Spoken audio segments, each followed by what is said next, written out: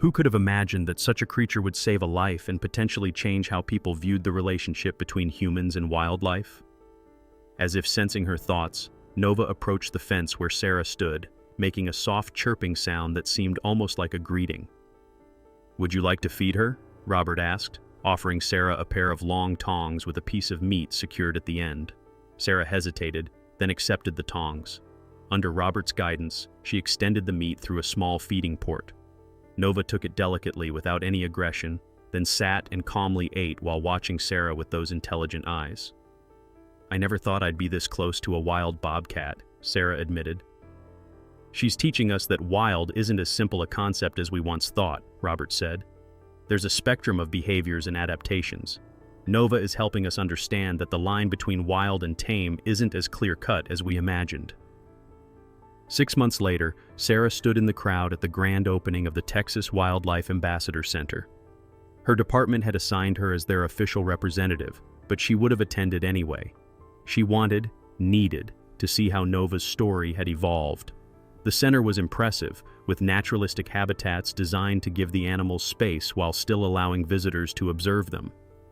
Educational displays explained the unique circumstances that had brought each animal to the ambassador program: injuries that prevented release, imprinting that made wild living impossible, or, in Nova's case, exceptional cognitive development that created a unique bridge between wild and human worlds. Nova's habitat was the centerpiece of the facility, a spacious enclosure with rocks, trees, and a small stream designed to mimic her natural environment while allowing her to interact with researchers and participate in educational programs. Robert, now fully recovered, led the ribbon-cutting ceremony, sharing Nova's story with the assembled crowd and media. When he mentioned Sarah's role in the rescue, he insisted she join him at the podium. "Officer Winters represented the best of human compassion that day," he told the crowd. "She didn't dismiss a mere animal as unimportant. She recognized intelligence and intent, even when it came in an unexpected form." Afterward, as the crowd dispersed to tour the facility, Robert took Sarah to a special observation area where they could see Nova up close. "She's become quite the celebrity," Sarah observed as the bobcat lounged regally on a rock outcropping, seemingly unbothered by the admiring visitors. "Yes, but more importantly, she's becoming an ambassador for her species. People who see her, who hear her story, they're donating to conservation efforts, supporting habitat preservation," Robert's voice filled with quiet pride. "One bobcat has done more for Texas wildlife conservation in 6 months than a decade of traditional campaigns." Sarah watched as Nova stretched and repositioned herself, those intelligent eyes scanning the visitors before settling briefly on Sarah with what almost seemed like recognition. "Do you ever wonder what she's thinking?" Sarah asked. Robert smiled. "Every day. But I've learned to respect the mystery. Nova reminds us that animals aren't just simplified versions of humans. They're different, complex in their own ways." As the sun began to set, casting long shadows across the center, Sarah found herself reflecting on how a routine call about an animal disrupting traffic had cascaded into something that changed so many lives: Robert's, Nova's, her own, and now potentially thousands of visitors who would come to learn about the delicate balance between humans and wildlife. "You know," she said finally, "in 11 years of police work, I've never had a case quite like this one." Robert laughed. "I should hope not. Once in a lifetime is enough for me." They watched in comfortable silence as Nova, the bobcat who had once desperately tried to get human attention on a busy highway, now commanded it effortlessly, her very presence a testament to the unexpected ways that humans and animals could impact each other's lives. In the fading light, as visitors reluctantly began to leave, Nova rose from her perch and approached the observation glass where Sarah stood. For a moment, those golden eyes met hers, and Sarah felt again that inexplicable connection. A bridge between two worlds, wild and human, each with lessons to teach the other. It was, Sarah thought, a fitting end to an extraordinary story, and perhaps the beginning of many more. She hadn't been able to get the story out of her mind, and when her sergeant suggested she do a follow-up as part of their community outreach program, she eagerly volunteered. The center was situated on 20 acres of land outside Austin, a series of modern buildings surrounded by large naturalistic enclosures. Sarah was greeted by a young volunteer who led her to a sunny room where Robert Whitley sat in a wheelchair, his casted leg propped up on a stool. "Officer Winters," he smiled, extending his hand. "It's good to finally meet you properly. Last time I was a bit indisposed." Sarah laughed, shaking his hand. "Call me Sarah, please, and you were handling a compound fracture better than most people handle a paper cut." "Adrenaline is a wonderful thing," Robert chuckled. "And knowing Nova succeeded, that was better than any painkiller." "How is she?" Sarah asked. Robert's face lit up. "Why don't you see for yourself? We're about to do her afternoon training session." He wheeled himself out to a long, large enclosure where Dr. Mitchell was already waiting. Sarah was surprised to see him there. "Stephen's been coming down twice a week to help with Nova," Robert explained, noting her expression. "Says he's never seen anything like her and wants to document her rehabilitation process for a research paper." Stephen greeted them warmly. "Sarah, good to see you again. You're just in time for the show." Inside the enclosure, Nova was exploring, her movements graceful and precise. She'd grown noticeably in the weeks since Sarah had last seen her, her kitten proportions giving way to the more defined musculature of adolescence. "She's getting big," Sarah observed. "They grow quickly at this stage," Robert said proudly, "and she's thriving. The experience hasn't seemed to set back her rehabilitation. If anything, it's given us new insights into her cognitive abilities." Stephen opened a small gate and they entered a protected observation area within the enclosure. Nova immediately noticed them and approached, focusing particularly on Sarah. "She remembers you," Robert said with surprise. "Is that unusual?" Sarah asked. "Very. Bobcats generally don't differentiate between humans unless they've had extensive contact, but Nova seems to recognize you specifically." Sarah felt a strange sense of connection as the bobcat regarded her with those intent golden eyes. "What happens to her now?" she asked. Robert exchanged a glance with Stephen. "That's actually become a complex question. Nova's case has challenged some of our assumptions about rehabilitation. Her ability to navigate between wild instincts and human interaction is unique. The traditional approach would be to minimize human contact and eventually release her back into the wild," Stephen added. "But given her demonstrated capability, several researchers, including myself, have proposed an alternative." Robert wheeled himself closer to the enclosure fence. "We're developing a new program, Wildlife Ambassadors, animals that for various reasons occupy a space between wild and domesticated. They can teach us about their species while helping with conservation education. And Nova would be our first ambassador." Sarah guessed, "She's a perfect candidate." Robert confirmed, "She has wild instincts but has formed selective bonds with humans, and after her role in the rescue, the public is already invested in her story." They watched as Nova investigated a series of enrichment puzzles placed around the enclosure, demonstrating problem-solving skills that impressed even Sarah's untrained eye. "The rescue wasn't just a lucky coincidence, was it?" Sarah asked. "You really did train her?" Robert shook his head. "Not in the way most people assume. You can't train a bobcat like a dog.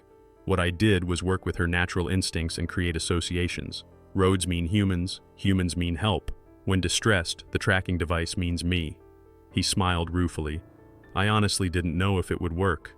It was a desperate attempt." "Well, it saved your life," Sarah said. "And changed hers," Robert added softly.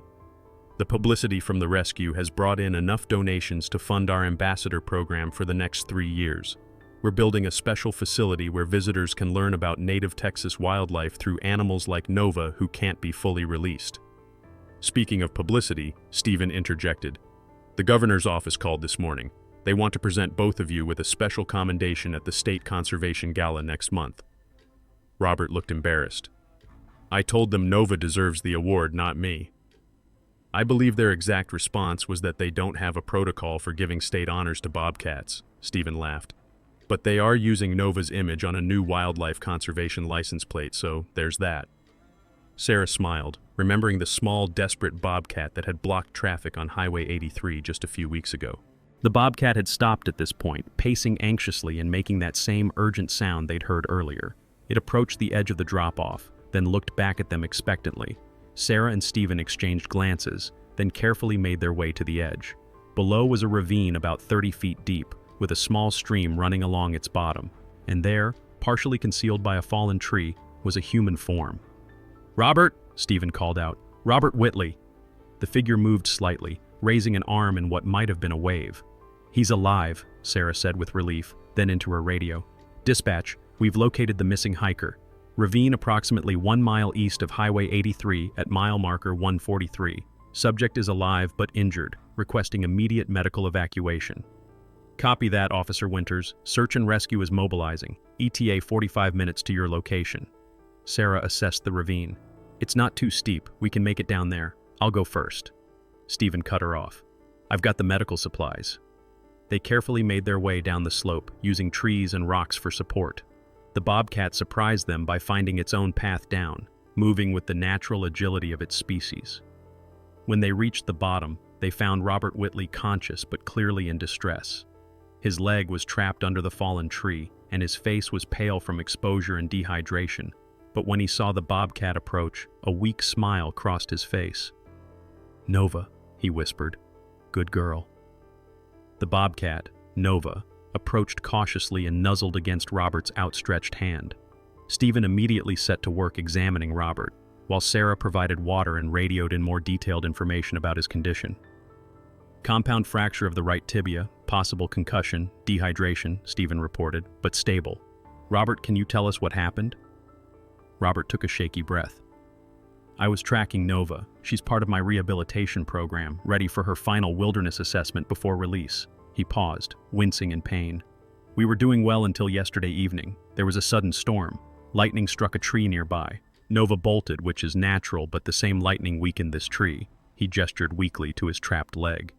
"I was following her trail when it fell. Couldn't reach my emergency beacon, so I attached my location marker to Nova's tracking harness and told her to find help." Sarah and Stephen exchanged astonished looks. "You trained a Bobcat to find help?" Sarah asked incredulously. Robert managed a small laugh that turned into a grimace.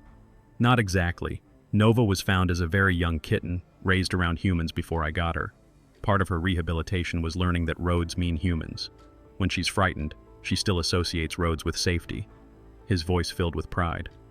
"I wasn't sure it would work, but I hoped she'd go to the road and someone would notice her tag." Nova had settled next to Robert, her spotted body pressed against his side, watching the newcomers with cautious eyes. "That's incredible," Stephen said, applying a splint to Robert's leg. "You essentially improvised an animal search and rescue." "I had faith in her," Robert said simply. The next hour passed in a blur of activity.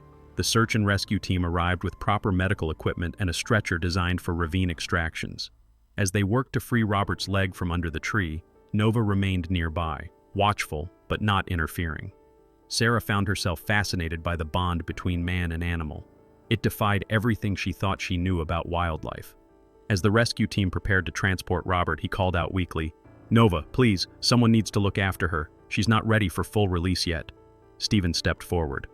"I'll take personal responsibility for her until you're back on your feet, Robert. You have my word." Relief washed over Robert's face as he was lifted onto the stretcher.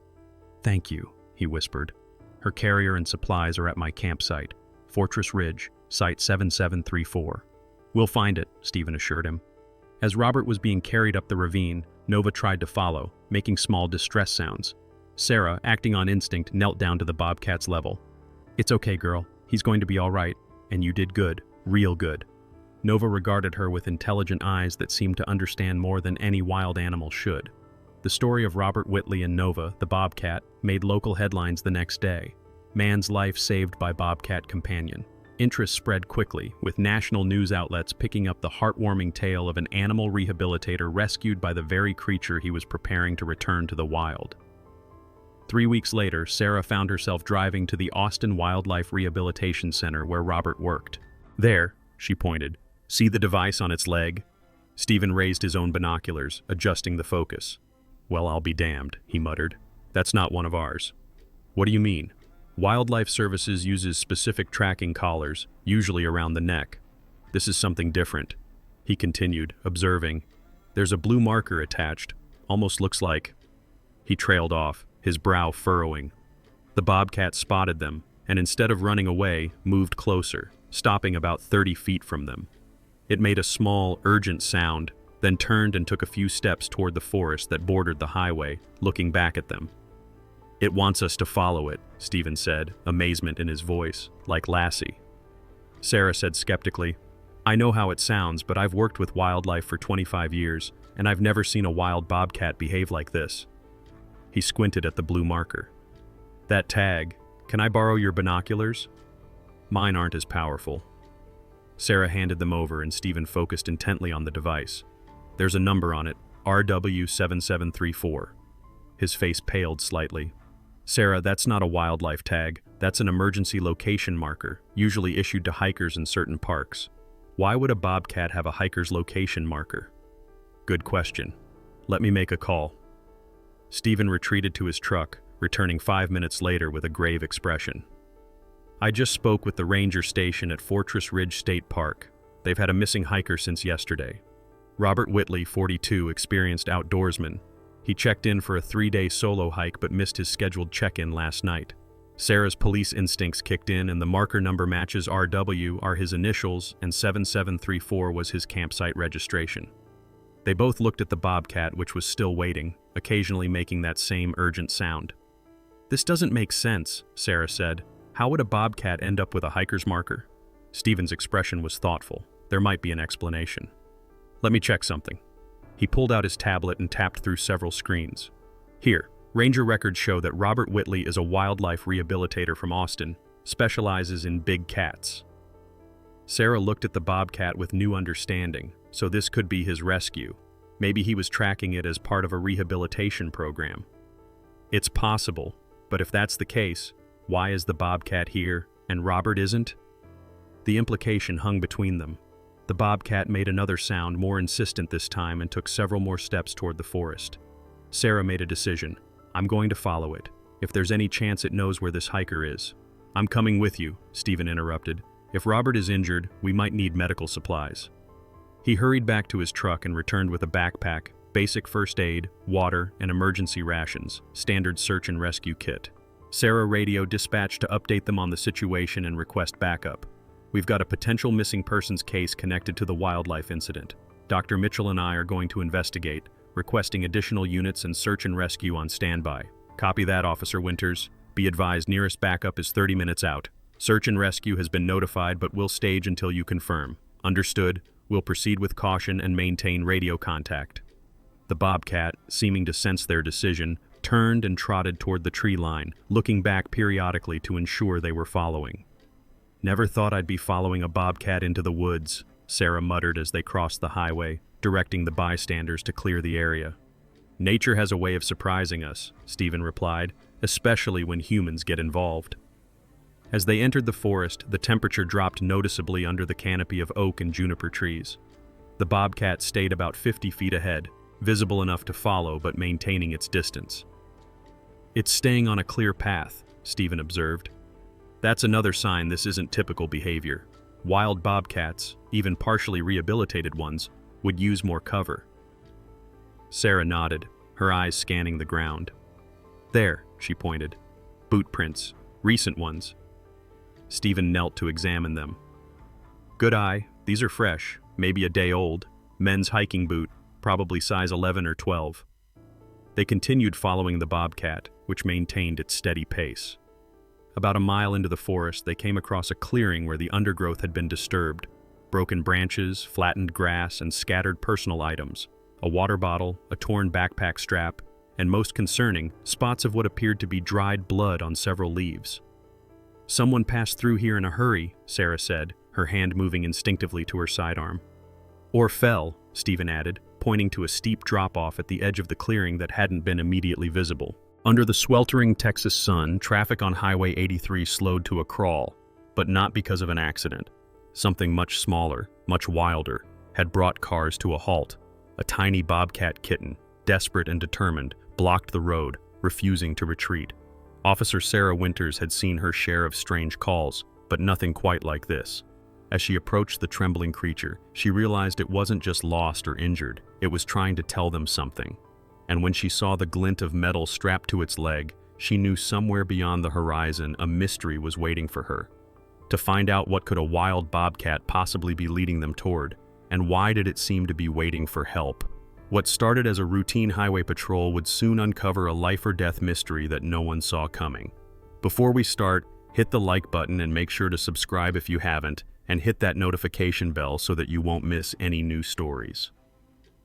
The summer sun beat down on Highway 883 in the West Texas countryside, creating shimmering mirages on the asphalt that stretched as far as the eye could see. Traffic moved steadily, the usual flow of trucks and cars heading north toward Abilene or south to San Angelo, their passengers oblivious to the drama unfolding on the roadside. Officer Sarah Winters adjusted her Stetson against the glare, squinting at the dispatch notes on her cruiser screen. At 34, she'd been with the Texas Department of Public Safety for 11 years, and rarely did wildlife calls warrant immediate attention. But something about this one felt different. Reports of a small, aggressive animal disrupting traffic wasn't something she could ignore. Dispatch, this is Unit 247 responding to the wildlife incident at Highway 83, marker 143. ETA 3 minutes, she reported, easing off the accelerator as she approached the scene. Roger that, Officer Winters. Be advised we've had additional calls. Motorists reporting what appears to be a juvenile bobcat displaying unusual behavior. Sarah's interest peaked. In her experience, wild animals typically fled from highways, not toward them. Something wasn't right. She spotted the commotion before she reached the mile marker. A cluster of vehicles pulled onto the shoulder, drivers standing outside their cars pointing and taking photos with their phones. With practiced efficiency, Sarah pulled up behind the last vehicle, lights flashing to alert oncoming traffic to the hazard ahead. As she stepped out of her cruiser, the hot Texas air hit her like a physical force. She adjusted her utility belt and approached a middle-aged man in a faded Dallas Cowboys t-shirt who appeared to be directing others to stay back. "Afternoon, sir. Officer Sarah Winters, DPS. Can you tell me what's going on?" The man wiped sweat from his brow. "Ma'am, there's a baby bobcat over yonder," he said, pointing toward the median. "Been trying to cross for about 20 minutes now. Runs out, then retreats. Almost caused a pileup when a semi braked hard to avoid it." Sarah nodded, her trained eyes scanning the area. "Anyone try to approach it?" "No, ma'am. Wild animal and all. Plus," he hesitated, "seems distressed, like it's trying to get our attention or something. Never seen nothing like it." Sarah thanked the man and walked carefully toward the median, hand resting instinctively on her holster. She dealt with injured wildlife before, and a wounded predator, even a young one, could be unpredictable. Then she saw it. A small bobcat kitten, no more than a few months old, its spotted coat dusty from the roadside. It paced nervously at the edge of the median, making small, darting movements toward the roadway before retreating when vehicles approached. Sarah kept her distance, observing. There was something off about its behavior. This wasn't an animal randomly crossing a road. It seemed deliberate, almost frantic in its attempts. She raised her binoculars for a closer look, and that's when she noticed it. A small device attached to the cat's hind leg with what appeared to be a blue marker of some kind. The bobcat wasn't wild, or at least not entirely. Sarah retreated to her cruiser and made a call to the Regional Fish and Wildlife Office. Within 20 minutes, a white pickup truck with the Texas Parks and Wildlife Department logo pulled up behind her cruiser. Dr. Stephen Mitchell emerged, a wiry man in his 50s with sun-weathered skin and alert eyes that missed nothing.